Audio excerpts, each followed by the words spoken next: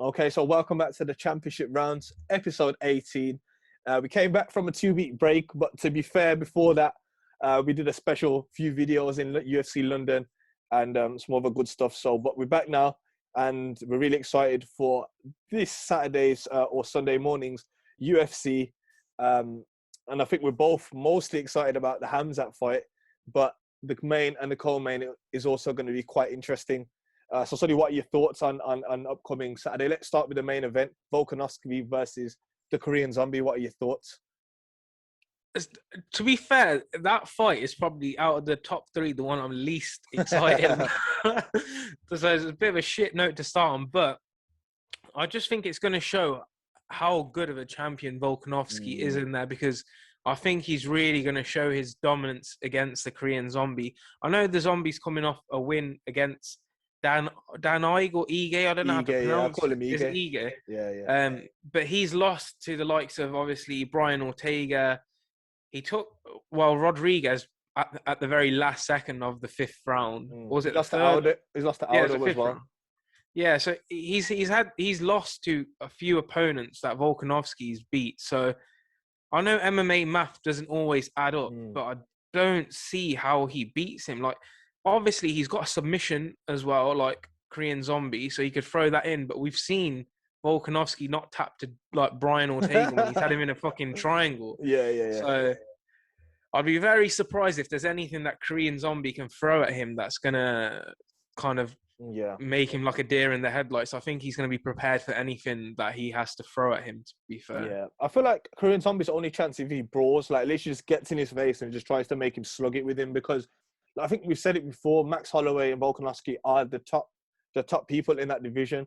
Korean Zombie, he's got a chin. He comes forward with pressure sometimes as well, but he also does look to counter as well. So I think the only way is if he hits him with a really powerful counter or cracks him with one and gets him in trouble. But Volkanovski's conditioning so good, he can weather storms. Ortega's dropped him, and he's been fine. And whatever. Holloway dropped him in the second fight with a head kick as well, just at the end of the round, and he recovered like perfectly for the next round. So his conditioning so good. It's going to take something special to pull off this win for Korean Zombie. Volkanovski's just, for me, better pretty much everywhere. Everywhere he's better, and especially in the grappling, he's looking really strong in that as well. So I don't know. I'm with you. I just don't see how this is possible. We've seen weirder things though. Let's not forget. This thing rock sort of thing could be. Yeah, that's what I'm saying. MMA math doesn't always add up, man. So it is a bit of a weird one. Like, Korean Zombie's never in a boring fight either. So if he goes out there and tries to throw the kitchen sink at Volkanovski, it's just going to be interesting either way, just to see how Volkanovski handles it. But in terms of Volkanovski in that division, I think he's got the Holloway trilogy next. If he beats him again, that's done and dusted. Go up, man. Why not? And try it. But I just don't know if he's big enough to fight the Oliveira, Gaethje, Poirier, and that. They're too big for him, man. I think. But he's if he beats Zombie and then beats Holloway again, then he has to be in that top 5 pound for pound. Like, he's there, man. That division's got some really good fighters. I think maybe Rodriguez he's got as well to beat in there, but other than that, man, he's made light work of a lot of people. One fight that I do think we as obviously British fans would like to see is Arnold Allen. Against Volkanovski. I think Arnold Allen's maybe one fight away, so I think it'll be Max next. He fights someone, and then Arnold Allen could get his shot at Volkanovski, man. And Arnold Allen's very strong as well, very strong. Yeah. I didn't think about that, actually. I'm getting excited even thinking about that. I think that would be a great fight. Calm down. I'm getting way too excited, fella. To be fair, before UFC London, I didn't really know who Arnold Allen was. Yeah. Now I'm his biggest fan, so it'd be great to see that fight if he gets through the next person. Jesus, have you seen his YouTube channel? I've been watching it here and there. Yeah, I've been watching it, but he's a bit dry in it, man. He's a bit dry. But I just like the fact that his dad's a strong man. I just rate his dad as well. So I'm rooting Yeah, for him. I've seen the one where they work out together. I've seen the one recently as well when he went like Camden Market, just eating better food than that. Yeah, I think they've all put on weight from UFC London. I think Paddy the Baddy's gone up to like 180 pounds or some shit like that. Nah, bro, I swear I think he's 185, isn't he? He's Yeah, bare, yeah. man, which is Yeah. pretty mental. And he's like, he'll be close to 200 pounds soon. I'm like, what the Yeah, fuck? that can't be good, man. I think if he wants to have a long career, he needs to Bro, just stay on it. Khamzat style. yeah, man. It can't be healthy jumping up and down that much Yeah. weight. But Okay, yeah, cool. fair And fucks yeah, to him. I don't think we can really say much more about that. It's hard to break that one down. Just I know that Volkanovski's younger as well. The reach is probably similar, I would say. Well, no, Volkanovski's got long arms. I think Korean Zombie was 70, 71, 72 inch. I don't know about Volkanovski's, but it never, even if the guy's got the reach on him, it never seems to affect him anyway. Well, I mean, Holloway's had a reach on him as well. So yeah. Okay, cool. Right. Moving on then. The co-main event, and my mind's gone blank. Finally, man. Finally, co-main. What did you say? I can't remember. I don't know. Can't remember who it is now. Mine's actually gone blank. Are you joking? Sterling Yeah, shit. Sterling Mine's versus fully went Jan. blank then. Yeah. Sorry, I shouldn't have spoke that spliff before the thing. Yeah. You know what? I feel like Sterling's had a hard time, and people forget how good he actually is.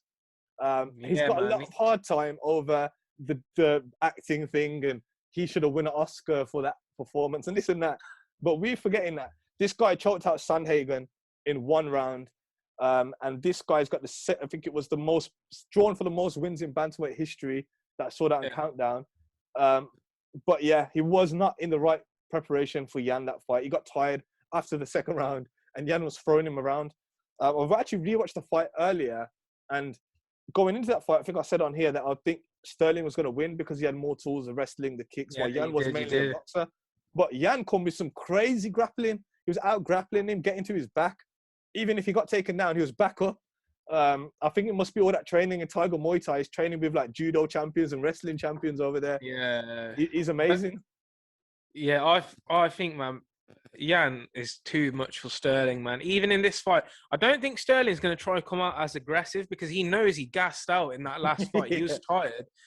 So I think he comes out a bit more calculated. But if Jan just sticks it on him, like, what's he going to do, man? Like, it's a crazy one. Like, I don't know, man. Sterling's talking a lot of shit again now. Did you see his like MMA book for dummies and stuff? I like that. I like that. Yeah. Taking the piss, and like Jan's been taking the piss out of like Cejudo and someone else. I can't remember who off the top of my head now. But it's basically saying you can come and be my cornerman, but I don't want any shit advice off you. Just give me my water. But yeah, I see in this. I see domination, and I see a finish this time. Yeah. I see a finish. I don't see it going full 5 rounds. I think Sterling would be happier of the two if it goes the distance. Yeah. But I think Jan might start slow as well, but he's gonna stick it on him. Like he started slow against Sandhagen, but at some point when he goes into 5th gear, he always does though. Even against Faber, Faber was like 41 at the time.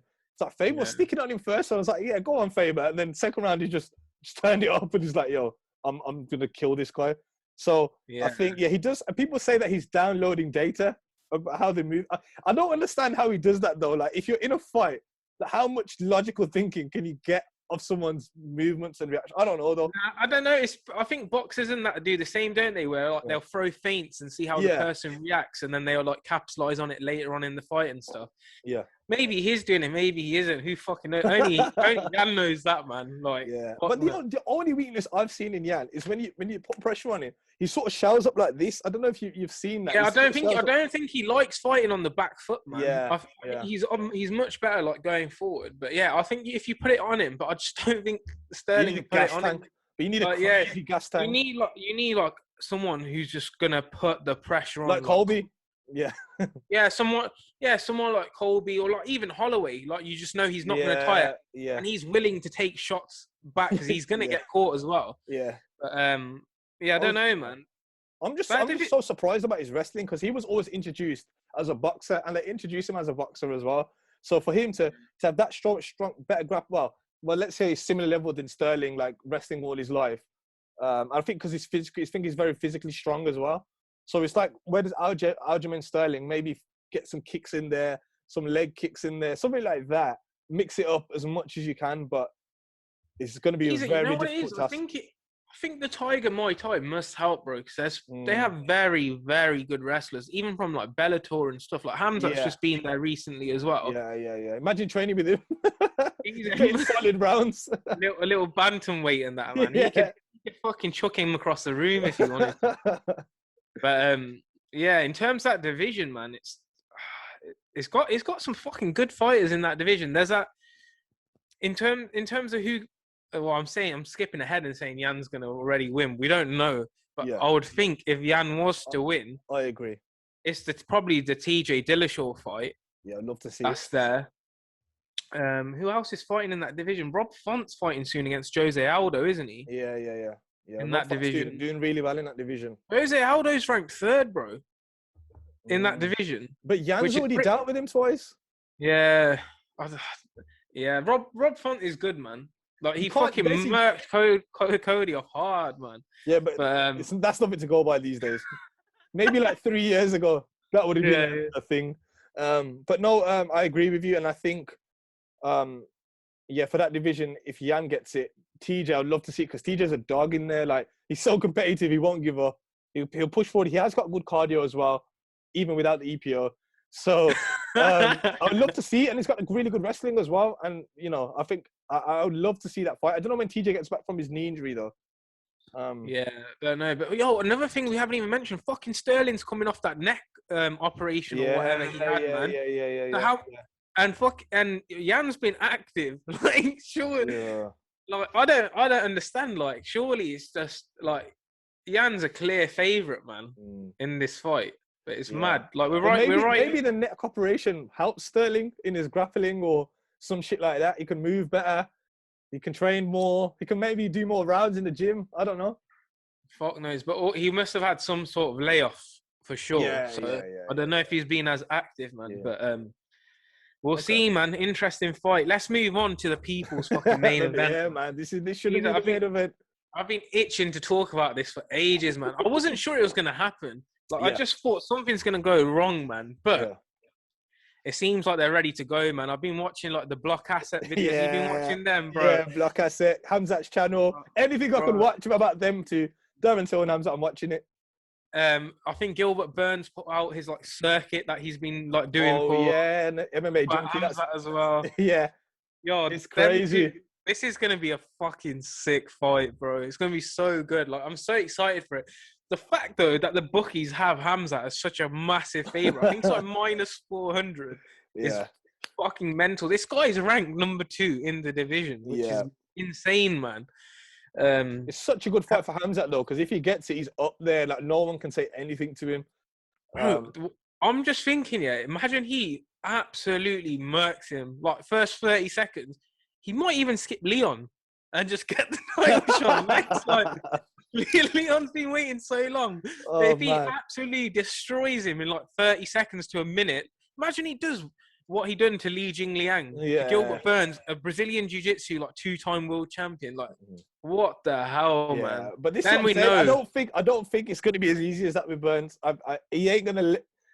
Obviously, like you said, probably one of the best Brazilian Jiu-Jitsu guys in the UFC across all divisions. So 100%. You've got to be careful in there, man. I don't think Khamzat's smart, but he could just hit him with a right hand and put him away like that. He's bigger than him. He's got a bigger reach. Burns is no slouch, though, man. No, like, I hear that. Yeah. Bro, I watched the Usman fight yesterday. Like, obviously, before we were recording this, I watched that, and he comes out quick against Usman. Like, and he's catching Usman, like nice kicks and stuff as well. Yeah. So I'm just thinking, man, is Khamzat striking actually at that level? Like, I don't know. But Darren Till's a very good striker, and Darren Till's like been saying how good his striking is and stuff. Yeah. But this is the thing though, because if you watch Khamzat's first 2 fights in the UFC, he's boom, straight away he's shooting. Literally, that's all he's done. He's got the guys come out and he's shot. So obviously, his grappling is where it's at, and I feel like it's probably going to be the same approach. I feel like he's going to shoot pretty much straight away. I feel like that's the safer option, and try and get the job done that way. But it's fucking, bro, it's scary. What if he gets like a heel hook or something? Like, yeah. just mental, innit, man? I don't know, man. But then it's crazy. Like, you know, Khabib, yeah, when he fought in the lightweight division, was there? I'm trying to think of a really high level BJJ guy there, but I can't think of one off the top of my head, man. No, there was more wrestling Oh, fights. actually, Dustin Poirier is like a black belt as well, I guess. Yeah, but he's not known for his jiu-jitsu. Yeah, that's what I mean. But like, Yeah, Burns is like very good. Oliveira, very good. Like these guys, like Dustin Poirier fucking lied there with closed guard the whole time, just taking punches off Oliveira because he was so scared that he was going to do something. Yeah. But like, I think Khamzat's a bit fearless, man. But hopefully he's not stupid. Hopefully he's like calculated when he's in there. He's done all this like showy stuff where he's like obviously lifting up Li Jingliang, like talking to Dana. I kind of hope he doesn't do that in this fight, and I hope he just goes out there and does a fucking. I hope he does like a Gerald Mere shot on him and just one bang and he's gone. Yeah, I mean, we know the size is there for Khamzat because obviously Burns was a 155er, so he's got a massive size, massive reach. Probably, I would say, got the strength advantage. He's a massive. Bro, he's wrestled Jack Hermanson like and fucking dominated him, bro. And he's like division above, man. Yeah. It's gonna be a tough task for Burns, but if Burns gets him, the hype's gone, and I think that would hurt a lot of people because people want to see someone that's gonna test Usman or even Colby. I'd love to see him fight Colby as well if he's dominating. If Usman's booked to Leon, Colby's there. I don't know if Colby will take it. He seems to say no, never. So he's never taking that, man. Yeah. Like, I like Colby, and I know he's not taking that fight. Okay, because Khamzat's already said like Masvidal couldn't finish Colby, and Usman struggled to finish him. So I want to like go out there and finish him like quick and show people that I'm different level. But a lot of people have been saying like obviously if the Leon and Usman fight's tied up, then and he dominates Burns, why can't he move up and challenge Adesanya? I don't think he deserves that, but yeah, because he hasn't fought any. He ain't fought. Well, he's had one fight in that division, but it was a completely unranked guy. Like, yeah. But I think Izzy knows who he's fighting next anyway, doesn't he? He's fighting fucking Cannonier. So yeah. I think like people are just kind of so obsessed with Khamzat, and from what I've seen, it's just the guy doesn't just his work ethic as well. Like what would they say that Gustafsson was saying, like 4 or 5 sessions a day. That's like unheard of. Like, how is he doing that without getting injured as well? Like, it's that kind of stuff. To me, it's crazy. And these conditionings are like unbelievable. So I feel like maybe the betting odds are too much, but I feel like Khamzat is probably the favorite, just of what we've seen. So, how do you think Khamzat's going to win it? If I had to give you like a bookie's prediction right now, TKO ground and pound. Like he did to his first 2 years. Early or later on in the third or round, second or first? Third round. Third round? Fuck, you think Burns is going to last that many rounds? Yeah, I think so. Yeah, third round. I think it's going to be... fucking hell, I'm going to do a mad one. First round submission. I think he's going to... Like a dog or something? No. I think it'll be like I think he's going to end up taking his back because he's going to be punching him in the fucking face. I think he's going to take his back like that. But, I think he wants to make that statement as well. He knows this is a big one now. He makes a statement and he smashes him and kills him. If you sub a guy that's notorious for his jiu-jitsu, like, that's Mate, ending up. I'm not gonna lie. I know you're a jiu-jitsu guy, but wouldn't that hurt if he submitted a jiu-jitsu world champion? Wouldn't you feel like? Yeah, but it's different. Maybe I should do Sambo. Yeah, but MMA is different, isn't it, man? Like punches in the face and that. But I don't know, man. I'm going.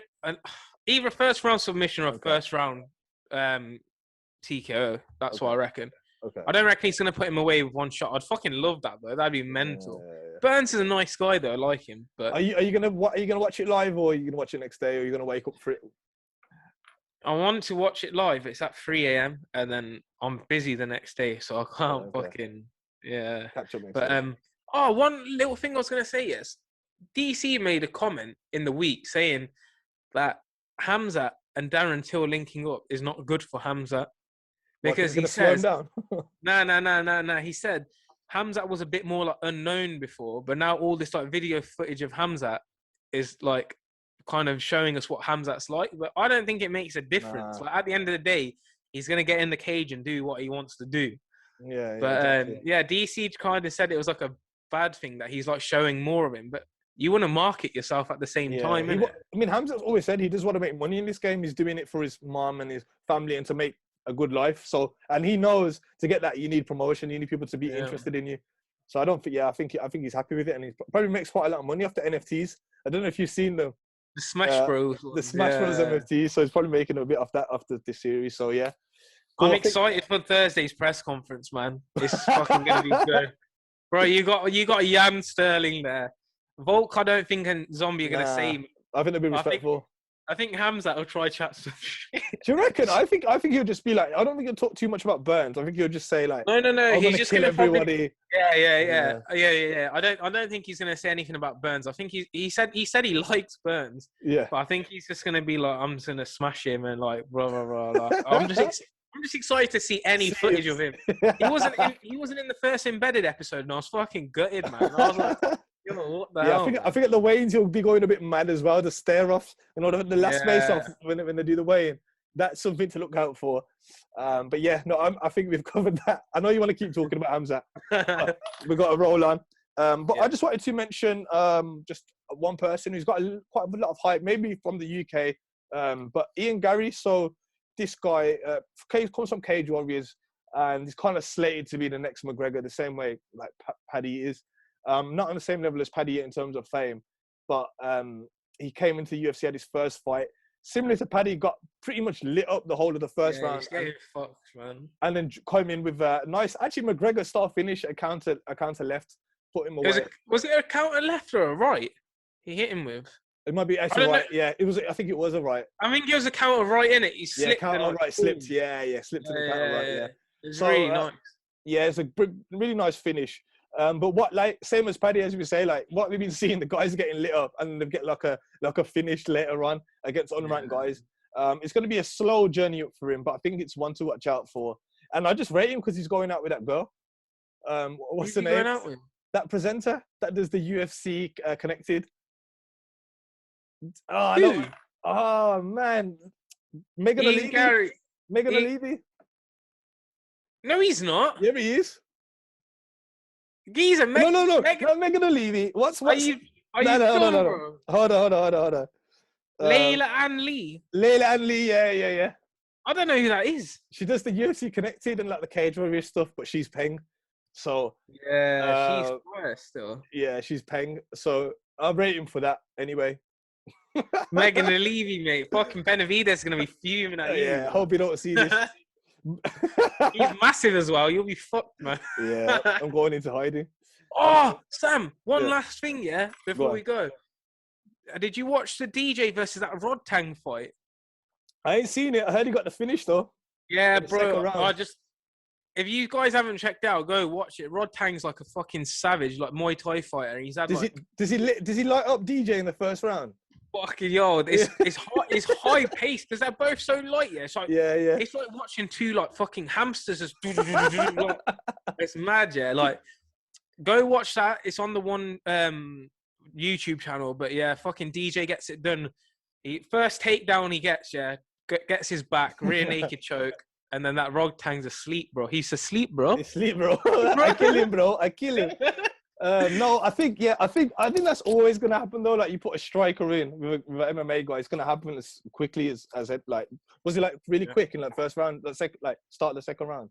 First takedown he got. He moved around the cage pretty well, but yeah, his first takedown, boom, game over, man. I like how One Championship's doing these interesting things though. They're like, fun, man. Yeah, they're doing interesting things. I'd like to see more of a tournament sort of format as well.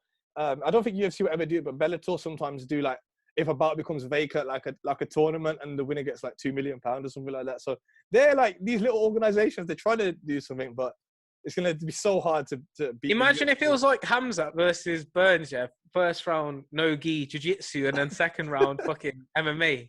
Yeah, I'd still think Burns would lose. I think Burns would still lose. That'd be crazy. Or like Jan. Like just boxing one round. Yeah. It'd be mad. But like, I just want to speak on the Sterling thing. I don't get why the coaches are so confident and he's so confident. Maybe this is what I'm thinking. The neck injuries, I don't know, maybe helped him so much that he can actually do stuff. Nah, I just think like I think if you keep telling yourself that you're gonna win, eventually you probably start fucking believing. It's probably a bit delusion, to be honest. But yeah. good luck, Sterling. Good luck, lad. Cool. Good card, solid card. But yeah, I think we were really excited for the Khamzat fight, and we'll be definitely be reviewing it, no matter if he wins, loses, and all the other fighters next week, back again in a routine. So, any words? I'm cool with that. No, that's it.